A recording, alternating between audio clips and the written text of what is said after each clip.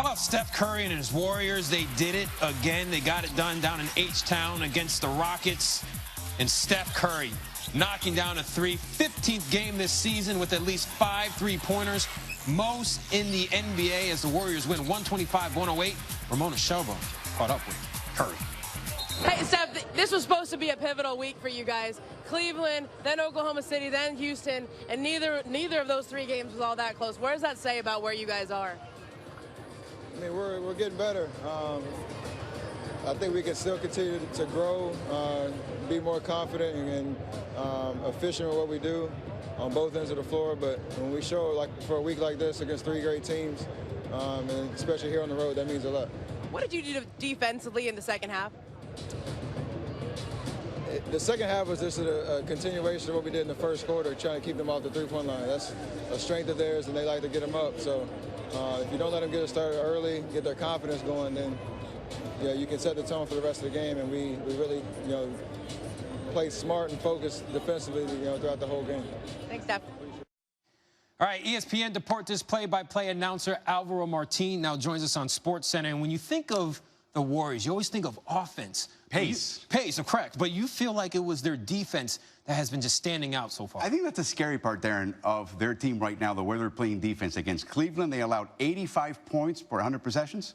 This whole week, about 98 per 100 possessions. This is the best defensive team in the NBA this week, and they still think they can do better.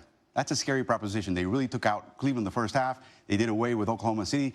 I mean, Russell Westbrook had a quadruple-double with 10 turnovers, and then today, basically, only 5 free throws from James Harden. How many teams can do that against James Harden? Yeah, that is true. You're trying to fear the beard going into this, but really, the Warriors don't fear anybody. They outscored the Rockets 37-22 in the third quarter. It was pretty tough. It was a 5-point game at halftime. Yeah. What did you see out of them to close it out in this one? One thing that's happening here with this team, and that's, again, very scary, is how Kevin Durant has become part of this team. He is averaging 1 less second every time he touches the ball. So he either shoots or passes much quicker than in Oklahoma City. He's also dribbling 1 time less per chance every time he touches the ball. This guy is melding in. He knows that he's got a lot of shooters. He knows he has a lot of possibilities. He just has to read the game, be very quick, and keep the ball moving. Yeah, back-to-back 30-point games for the 3rd time this season for Kevin Durant. What about the reigning MVP, Steph Curry? What did you see out of him? I think Steph Curry is beginning to feel his oats in this offense. He's been deferring to a lot of people. I think tonight you saw chances. Sometimes they don't really need him that much. He shot very well, 5 of 11 from 3. A lot of them are in rhythm. The other thing that's happening with him, he's also understanding his role. He's understanding how to play the 1-4 or 1-3 pick and roll with Durant. That's going to become a weapon. If there's anything that they can be better at, that may be it. And that is a scary proposition. You've got Durant and Curry together in a pick and roll. What do you do? Yeah, well, the Warriors have won their 4th straight by at least 15 points. The first time they've done that since March 2015. That is getting it done. Here's Steve Kerr on the win after the game. Yeah, it was a great effort. The guys really did the job defensively, guarding the 3-point line and just trying to take away as much as we could, knowing that you have to give up some shots in the lane. And I thought we did a good job on James. I mean, he's so difficult to cover, but Clay and Andre did fantastic work on him, just stayed in front, and we didn't bail him out with fouls. And all in all, a really good effort against a great team.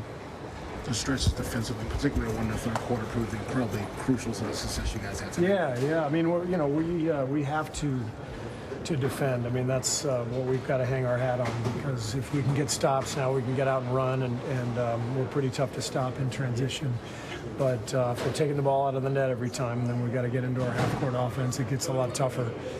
So defense has picked up quite a bit recently, and I'm really happy with the effort tonight at that end of the floor. It was great. Did it feel like it was only a matter of time before you got? All right, so there is the Warriors head coach, Steve Kerr. And let's talk more about him. He has all the weapons. Right. What are you seeing out of him and what he's doing so well? He is freeing his inner Popovich. Today I saw him twice in the second half with about a 20-point, 15-point lead. You figure it's safe, although Houston's got some firepower. He would call a timeout if ever he saw a little slide on defense. He really is staying on top of them on that end of the field. He figures the offense will take care of itself.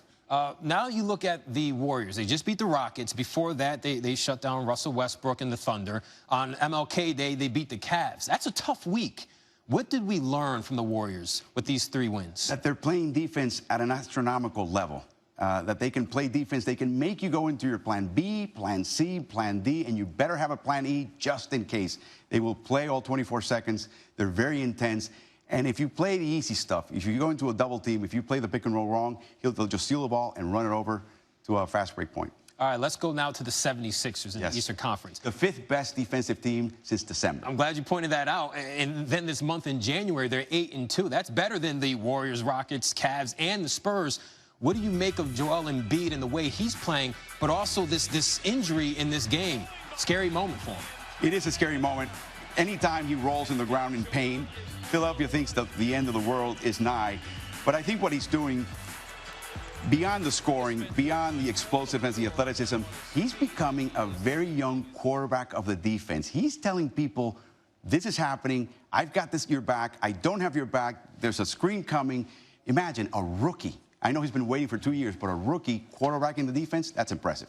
Well, Embiid, he leads his team in points per game, rebounds per game, and blocks per game, and he missed the last 2 seasons because of that foot injury. They don't want to see him missing any more games. That's Alvaro Martin with the latest here in the NBA.